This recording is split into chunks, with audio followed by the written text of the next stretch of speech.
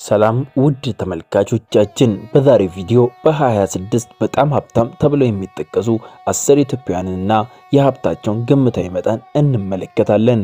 ከቢሊዮኖች ዶላር እስከ ትሪሊየን ብር የሚደርስ ሀብት ያላቸው እነዚህ ሰዎች እንዴት ወደዚህ ደረጃ ደረሱ? እስቲ አብረን እንመልከት። 10ኛ ደረጃ ላይ የተቀመጠችው ቤተልሔም ጥላሁን አለሙ ናት። የሶል ሬቤልስ መስራች የሆነችው ቤተልሔም ጥላሁን የኢትዮጵያ ምርቶችን ወደ ዓለም ገበያ በማድረስ ትታወቃለች። የሀብት መጠኗም ከ8 ቢሊዮን ብር በላይ እንደሆነም ተዘግቧል። 9ኛ ደረጃ ላይ ደግሞ ያለው ኃይሌ ገብረስላሴ ነው። ከአትሌቲክስ በኋላ ወደ ንግድ የገባው ኃይሌ በሆቴሎችና በሪል ስቴት በሌሎች ንግዶች ላይ ትልቅ ስኬትን አስመዝግቧል።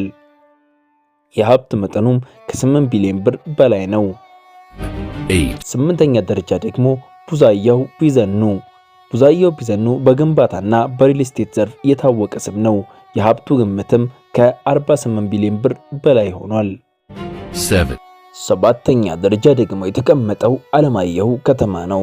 በተለያዩ የንግድ ዘርፎች ኢንቨስትመንት በማድረግ ታላቅ ሀብት ማካበት ችሏል። የሀብቱ ግምትም 80 ቢሊዮን ብር ነው። 6ኛ ደግሞ ከተማ ከበደ በኢንዱስትሪና በንግድ ዘርፉ የታወቀ ባለሀብት ነው። የሀብቱ ግምት ወደ 96 ቢሊዮን ብር እንደሆነ እየተዘገበ ይገኛል። 5ኛ ደረጃ ደግሞ ቴዎድሮስ አሸናፊ በኢነርጂና በዓለም አቀፍ ኢንቨስትመንት ዘርፍ ትልቅ ስም አለው። የሀብቱ ግምት 144 ቢሊዮን ብር እንደሆነ ይነገራል። 4ኛ ደግሞ በላይነህ ክንዴ የቢኬኤም ግሩፕ መስራች የሆነው በላይነህ ክንዴ በሆቴል በፋብሪካና በንግድ ዘርፍ ትልቅ ንብረትን አፍርቷል። የሀብቱ ግምት 240 ቢሊዮን ብር እንደሆነ ይነገራል። ከ3ኛ እስከ 1ኛ ያለውን ደግሞ ከመናገራችን በፊት ለዚህ ቻናል አዲስ የሆናችሁ ሰብስክራይብ በማድረግ የዚህ ቻናል ቤተሰብ ይሁኑ። ይህንን ቪዲዮም አንዴ ላይክ በማድረግ እንቀጥላለን። 3ኛ ደግሞ ሳሙኤል ታፈሰ በግንባታ ዘርፍ በኢትዮጵያ ከታወቁ ባለሀብቶች አንዱ ነው።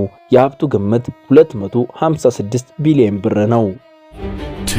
2ኛው ደግሞ ኢዮብ ማሞ በነዳጅና በተለያዩ ንግድ ዘርፎች ከፍተኛ ተጽዕኖ ያለው ባለሀብት ነው። የሀብቱ ግምት 400 ቢሊዮን ብር ነው። 1ኛውን ከመናገራችን በፊት ደግሞ ድጋሜ ላይክ ማድረጋችንን ቼክ እናደርጋለን። 1ኛ ደረጃ የተቀመጠው መሐመድ አሊ አላሙዲን ነው። ዝርዝራችን የሚመራው መሐመድ አሊ አላሙዲን ነው። በነዳጅ፣ በማዕድን፣ በግብርናና በሪል ስቴት በብዙ ሌሎች ዘርፎች ኢንቨስትመንት አለው። የሀብቱ ግምት ደግሞ 1.5 ትሪሊየን ብር ደርሷል። እንደምታዩት በዚህ ዝርዝር ያሉት ባለሀብቶች ከ8 ቢሊዮን ብር እስከ 1.5 ትሪሊየን ብር የሚደርስ ሀብት እንዳላቸው ይገመታል። እነዚህ ቁጥሮች ይፋዊ አይደሉም፣ ግን በተለያዩ ንግድና የሀብት ግምት ሪፖርቶች ላይ የተመሰረቱ ናቸው። እርሶም በጣም ያስደነቀው የማን ሀብት ነው? አስተያየታችሁን ከታች ያስቀምጡልን። ለዚህ ቻናል አዲስ ሆናችሁ ሰብስክራይብ በማድረግ ቤተሰብ ይሁኑ። ሰናይ ቀን